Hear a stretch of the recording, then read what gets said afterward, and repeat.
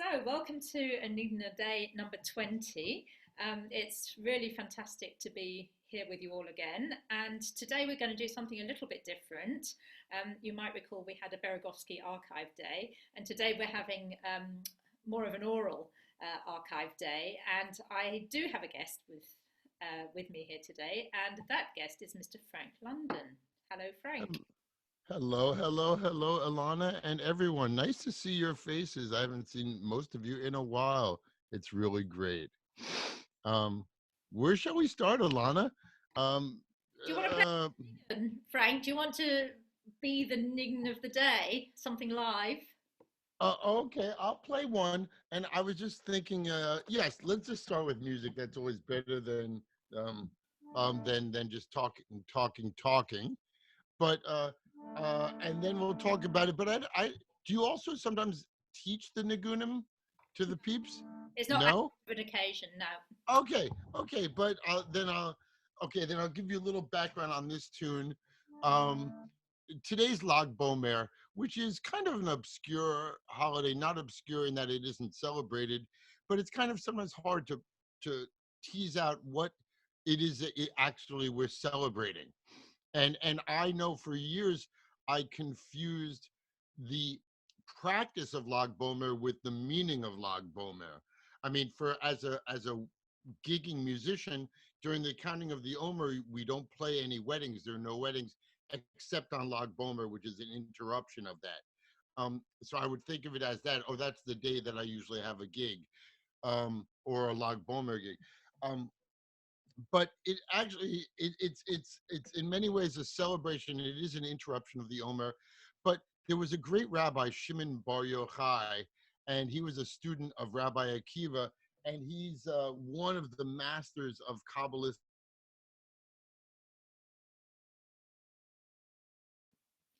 Okay, we've lost Frank there again for a second, so I'm gonna hope that he comes back.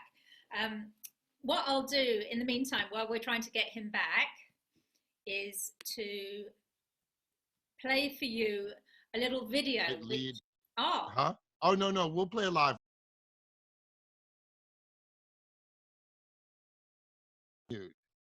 Hello, I lost you. I can't hear you. Can you hear me now? I can't hear you. Can you hear me? Yeah. Okay, our connection's dodgy. Okay. Yeah, it's probably my fault. Okay, enough talking. We'll talk about it later.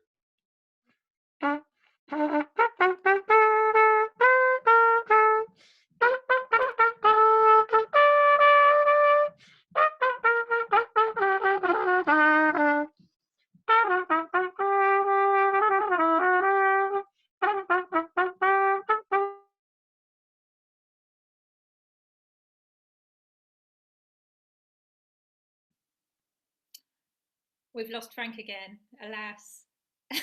It's a great position for him to have frozen in, though, isn't it? Yeah. I'm not sure what's happening there. Let's see if we can get a new connection with Frank. And in the meantime, I am actually going to play this little video of probably the biggest Lag BaOmer celebration in the world is in Israel, and it happens at a place called Meron. This is possibly what Frank was talking about, the practice of celebrating Lag BaOmer. And I do have a little video for you of and one of the most famous musicians associated with going to the tomb of the rabbi who is buried there and playing for the celebrations is Musa Berlin, or Moshe Berlin. He lives in Israel and he's a clarinet player. And so he's the one you can hear over the top of this footage. So I'm going to play, I'm going to try and share my screen with you, and I am going to play that for you now while we try and sort out what's happening with Frank. So I'm going to share some of my screen, and let's see, let's press go and see what happens.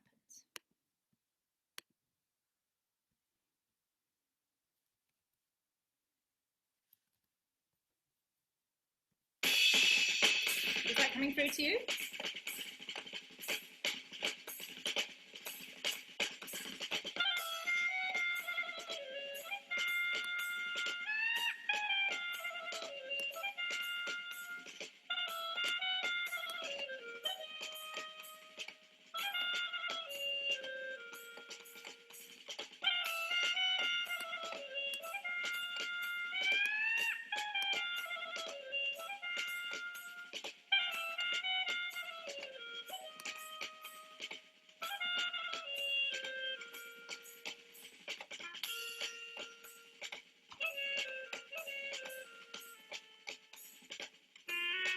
it's in there.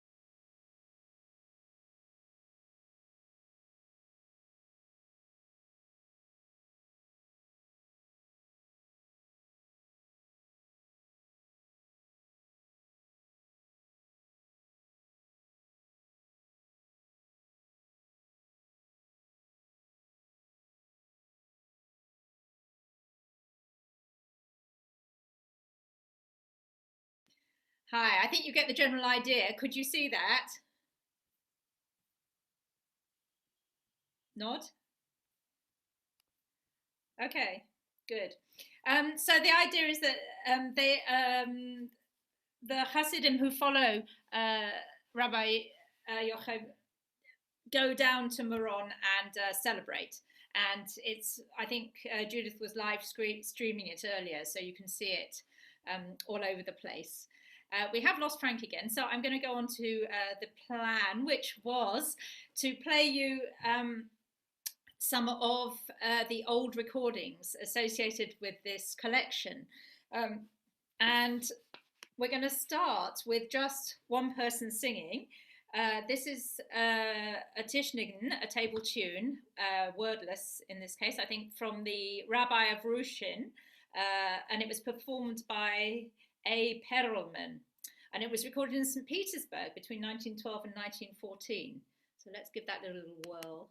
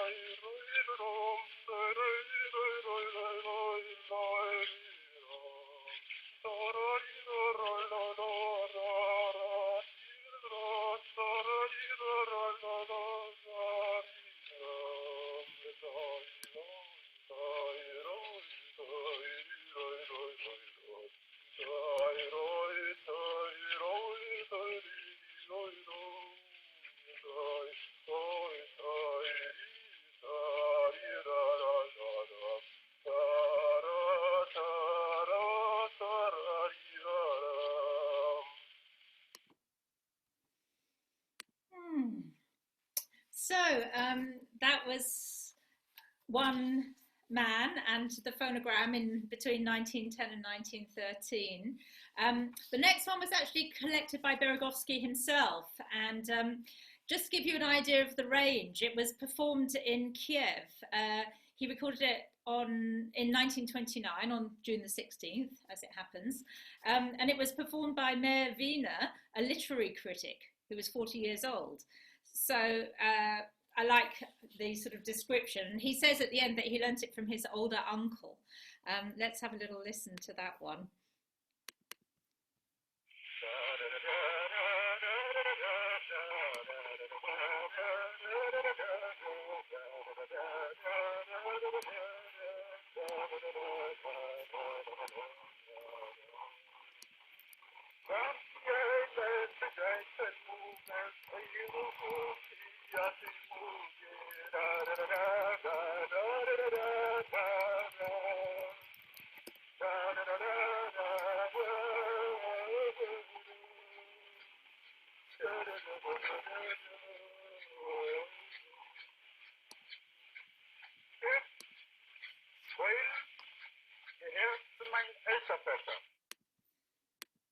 Eltervetter. Great, I can see Frank's coming back there. So interesting, a bit more of a jolly one there. The third one, we're going up in numbers. We've got two guys in one version, the version in the book that's transcribed. It says it's from a phono recording from P. Paz and M. Schwartz in Kovel of the Volyn region. But in the recording that's been transferred to CD, it actually says it's performed by Mochel Schwartz and Pinchas Paz, 51, the Trisker Hasidim. And musicians may know there's a tune that we call the Trisker Rebens Chosid that goes yum da da da yum da da yum da da. So quite interesting. And this one was actually recorded by Kieselhoff. And we have a nice picture of him. I'm not going to try screen sharing, but I will put it up later. And this is a Freylekhs from Yossel Talner.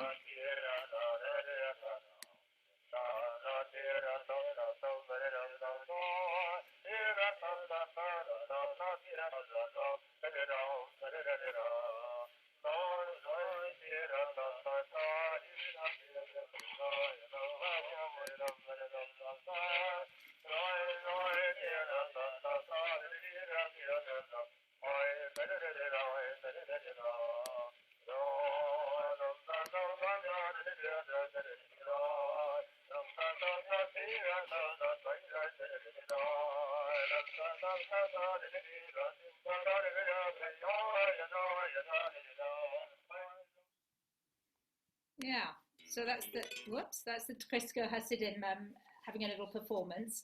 I'm just going to go through these now, and then I'm going to invite Frank to share some information and discussion. The next one is interesting, I think, because it's actually the performance of a choir. It's not, I'm going to stop that screen share. It's not an individual, it's not a Hasid, it's not a guy in the street or in a shop. And you can hear the difference. It's really got a flavour all of its own. And it was recorded by Beregovski again.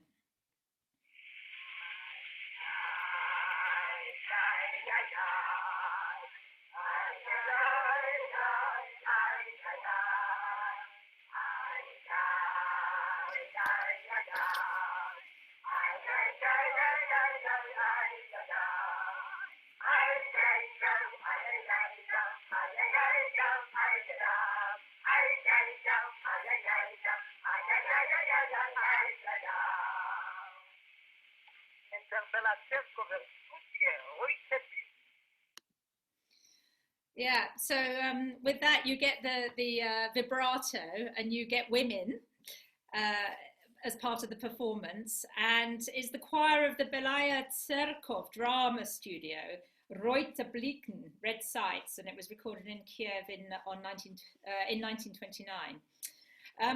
The last recording is belying that thing about instruments not playing Nigunim, which of course we know they do. But here we have a performance with a violin, and this is the Braslav Hasidim in Berdichev in 1913. And yeah, they're accompanied by a violin, basically. So let's just hear that. Oh, no, that's the last one again. Whoops.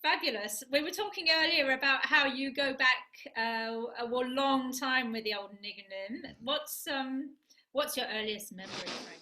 Um, it's I moved to New York from Boston. I'm from New York. I went away to Boston to go to school.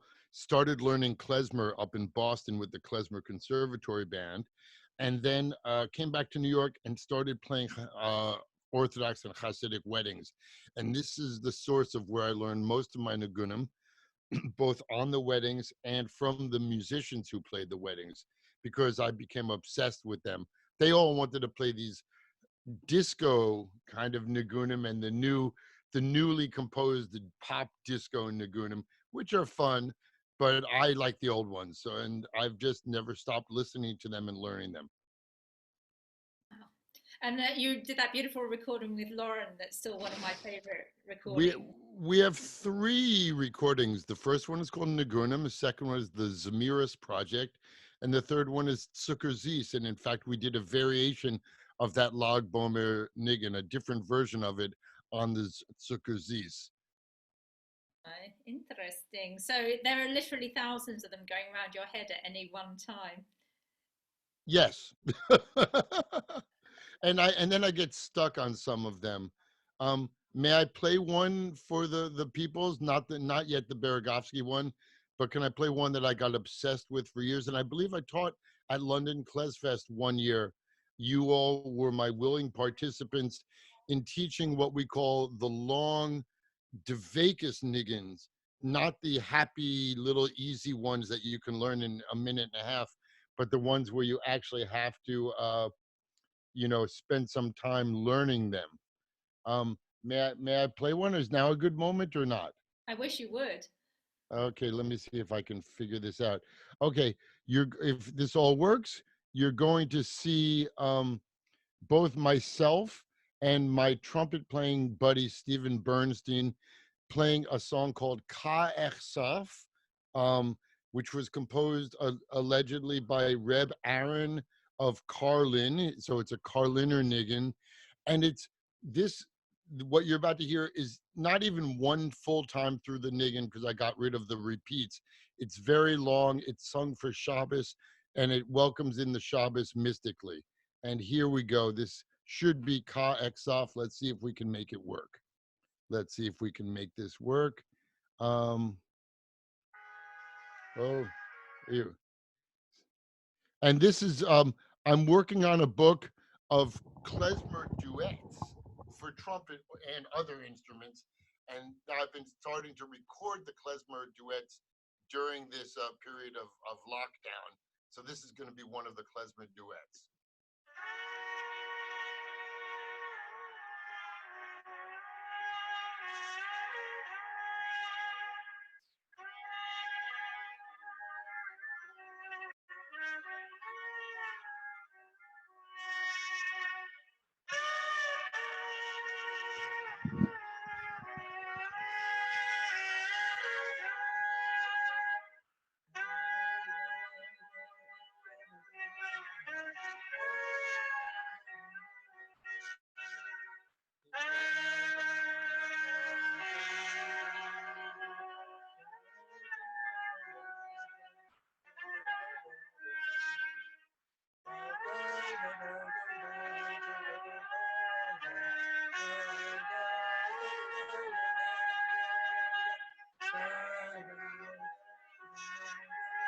Now the big part, the big part.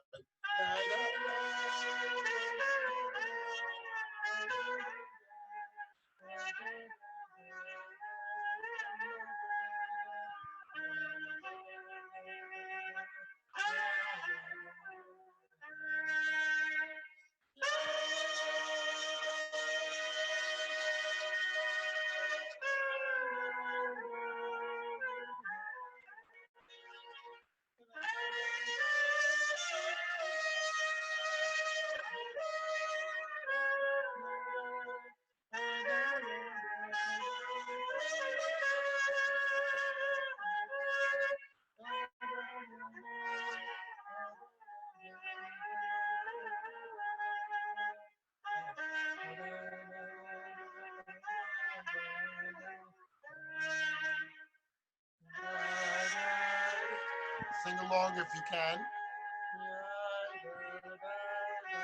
And here's the big hook again.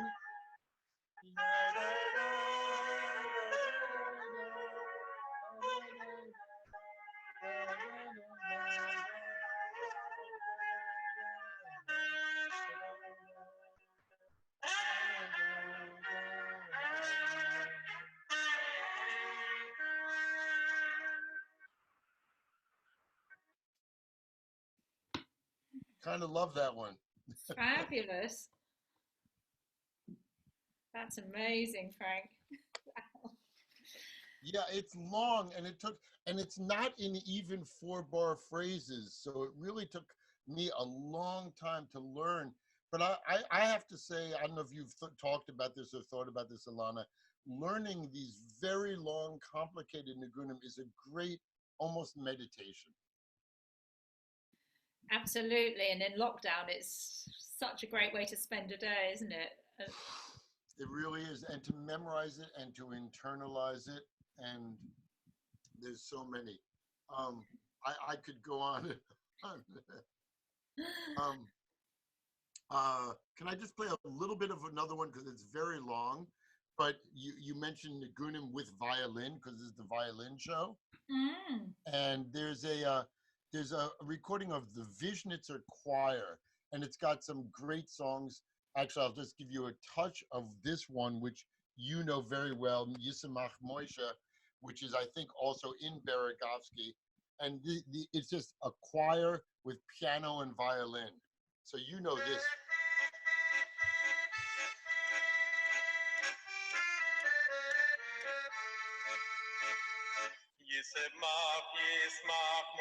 You know, so this is a very fun recording. Actually, that had accordion.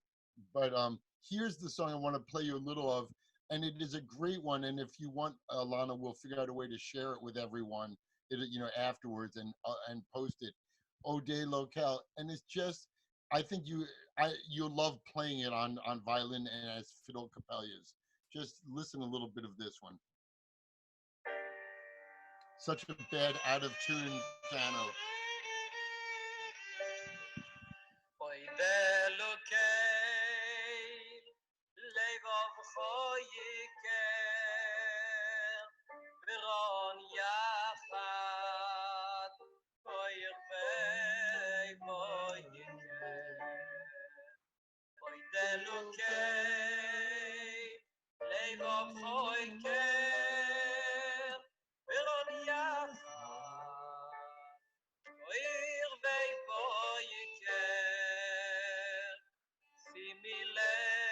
And that repeats. Let me jump ahead to the big chorus.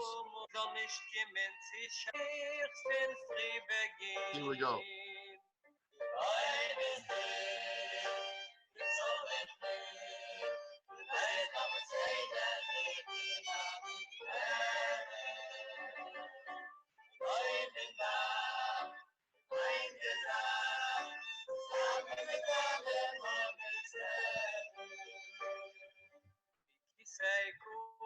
Okay. So there you go. It's great. What a great. Isn't that lovely? I wonder if at this point anybody has any questions for Frank. Can you indicate maybe in the chat, or we could even risk unmuting if anybody has anything? Hello. Monica asks, what's the source of that last melody? Okay.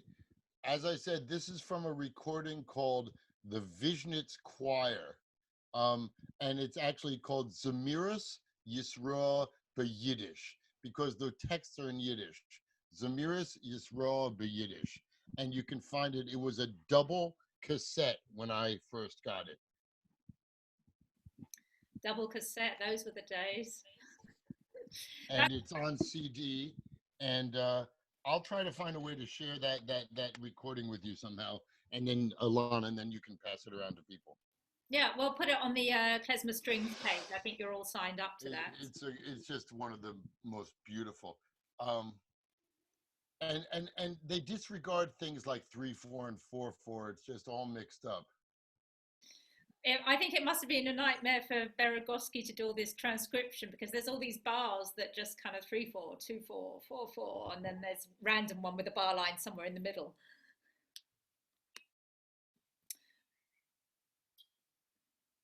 Lost Frank again.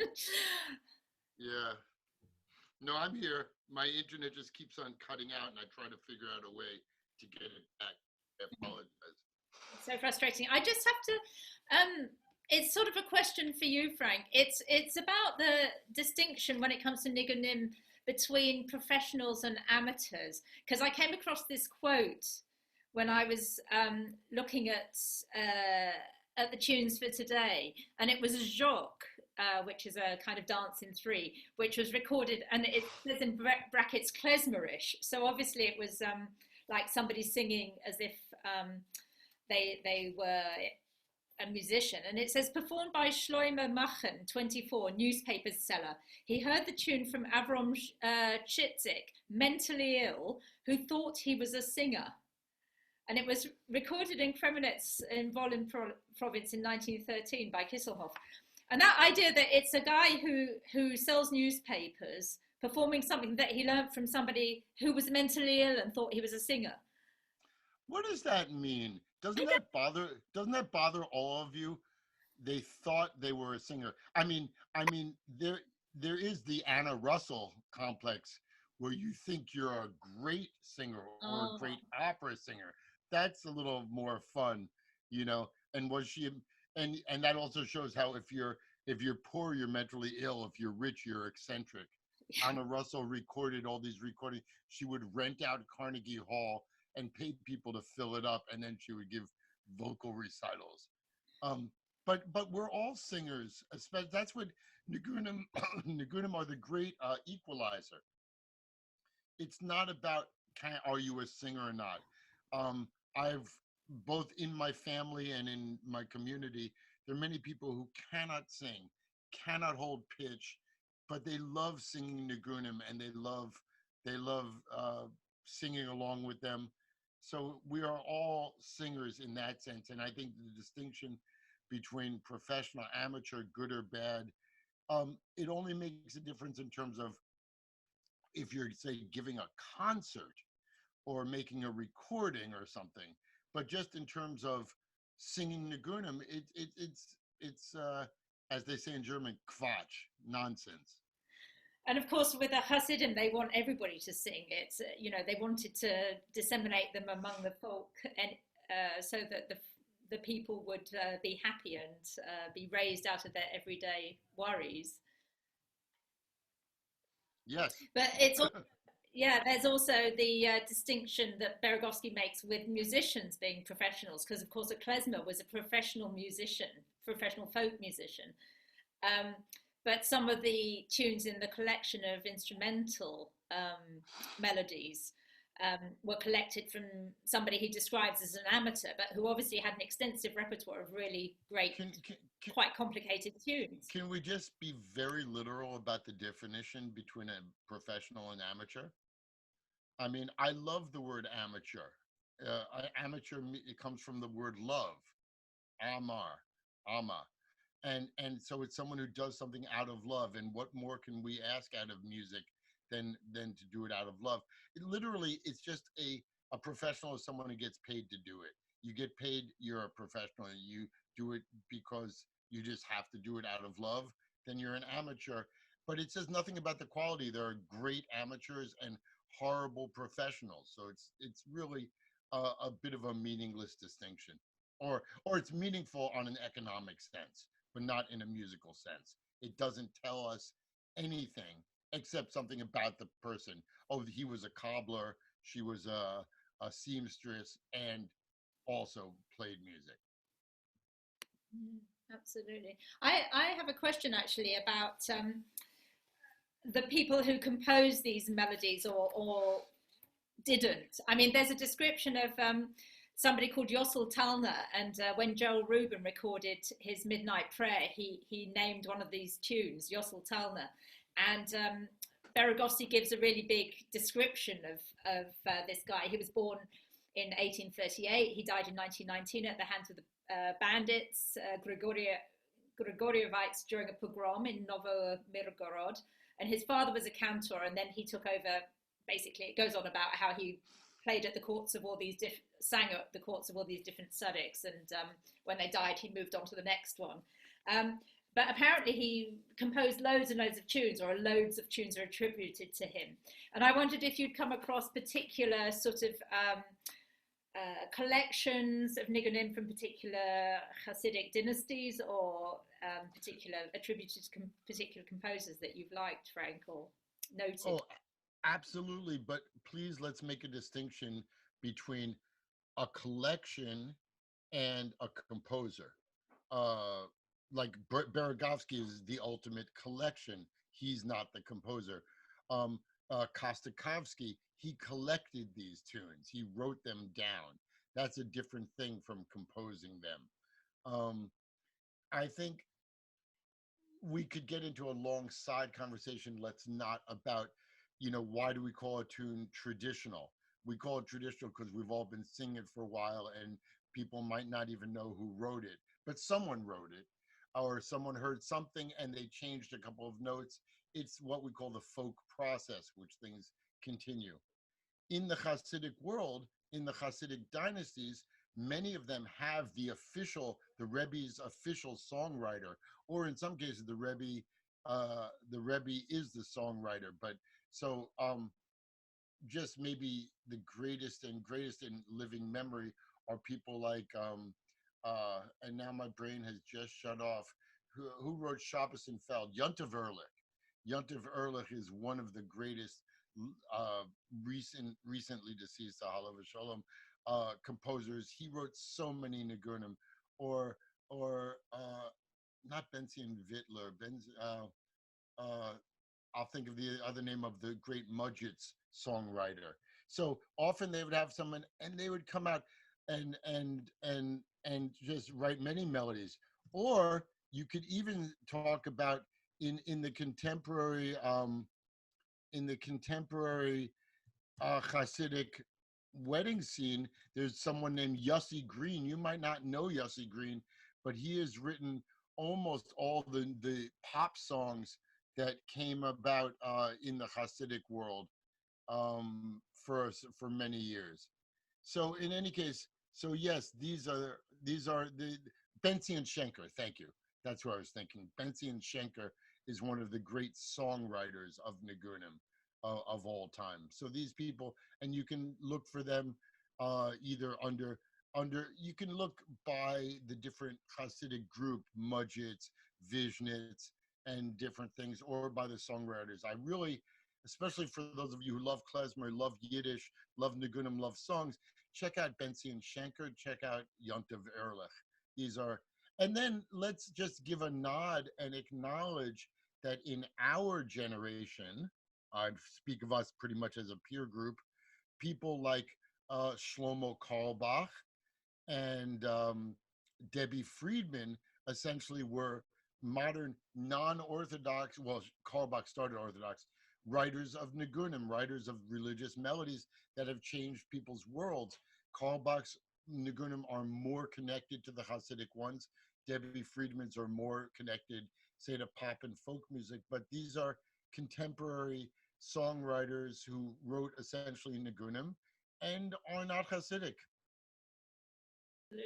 I think certainly Beregovski was very clear that although the Hasidim took the tradition and ran with it, it wasn't their idea in the first place. And of course, many families sing Nigunim around the table, and they're not Hasidic every week of the year. Do you have another melody you'd like to play us, Frank?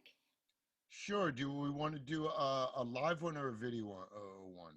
Oh, I don't know. One of each, and then we'll ask questions. Well, let's play the one that you inspired. Oh yeah. Can you share it on your screen there? You seem to be quite good at that. Thank you. We'll figure. Yes, absolutely. So why don't you start, Ilana, by telling the people how you know this, and then I will tell people how I know this, and then we'll play it. Okay? Okie doke. So I basically got the 158 Nigunim in the book, and I randomly assigned them to people. the 35 fiddlers in the project. And Frank London, not a fiddler, got in touch with me and he said, what's this project all about? And I said, Frank, oh, you're so good with the Nigunim. Let me assign a couple to you. So that's how I know that one. And I got it to Frank. And now I know it a lot better because he's made this beautiful setting of it with artwork. Okay, so let me say a number of things quickly and then we'll play the music. Um, First of all, the artwork, in no particular, the artwork is by the great Richard Kenigsman, who is a beautiful Jewish artist who lives in Brussels, and he's just wonderful. And these are his paintings.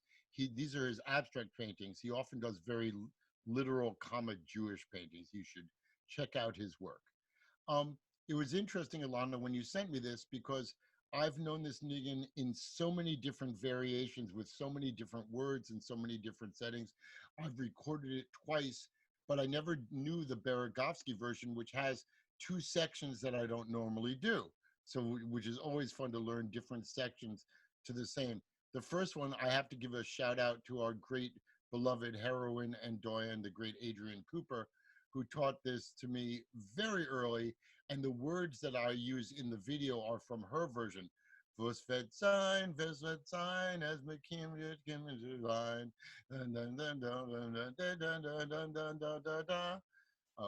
Da da da yan da da yan da da da da da precaution. So just two sections, Adrian's. Then with Lauren Sklomberg, we recorded on Nigunim as a Belzer niggin.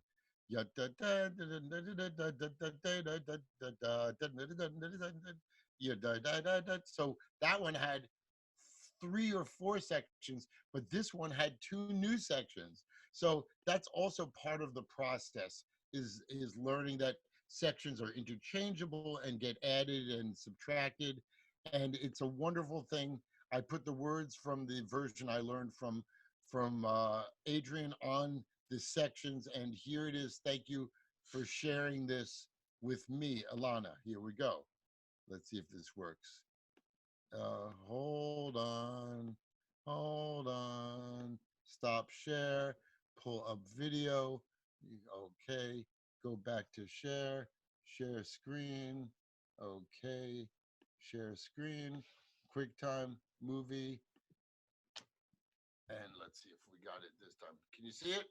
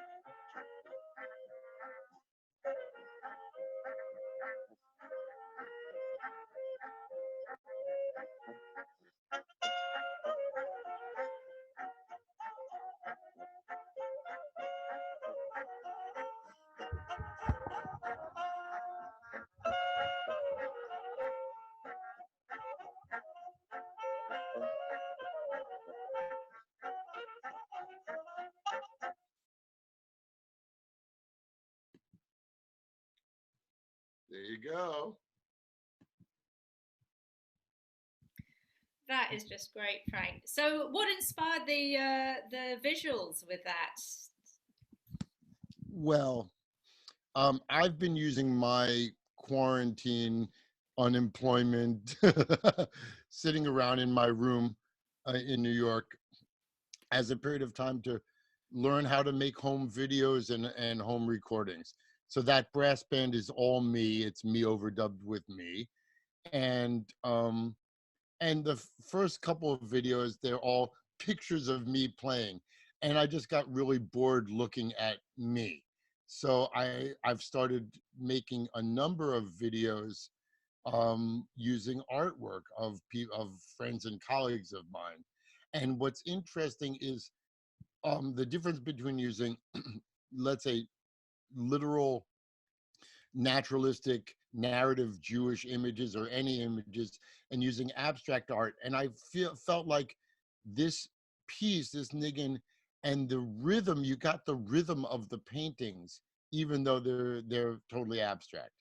And so I tried putting it with more literal images, and it just didn't feel right. And that something about the bright colors, but the energy of the painting. There's a rhythm in painting, I believe. Absolutely, it came through really strongly. I thought it's fantastic. Um, has anybody else got questions? There's a lot of love it, great, frank, and wonderful. Oh yeah, there you go. I like this Okay. comment about Warshawski, who composed Oi from Pripyat, spent half his adult life having people assure him that their grandmother used to sing it to them as a child. Written it, presumably, about composers. Okay, very true. Well, much as I'm reluctant to bring this to an end. Oh, the artist's name again. Oh, me?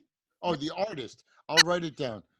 I'll write it down, and you should look at his work because he's so much fun. Uh, Richard Kenigsman. There we go, and it's also on the video, which is on Facebook, and I will. I've posted that on the Klezmer Strings page as a guest post. Yeah. So, Frank, it's just the morning for you there, but for us, we're coming into the evening, and there are more Lag BaOmer things going on online. Things are getting joyful in Scotland, I believe, later today. And there's also a day-long multi-gender event going on in that Sarah Meyerson, Cantor Sarah Meyerson, is running because she wasn't invited to participate in something, I think, because she was a woman, so she put on her own 5-hour event. So I think that Wow, that fantastic. one's going to be worth checking out. It's got a huge long list of illustrious people from all over the world participating. And I'm going to do something very short, I think. We've got a happy Lag BaOmer there. Okay, so nice to spend the morning with you all. I'm going to go have my second cup of coffee and try to become a human being. But Ha, it's so nice to talk to you. you're a mensch, Frank. Thank you so much for being with us.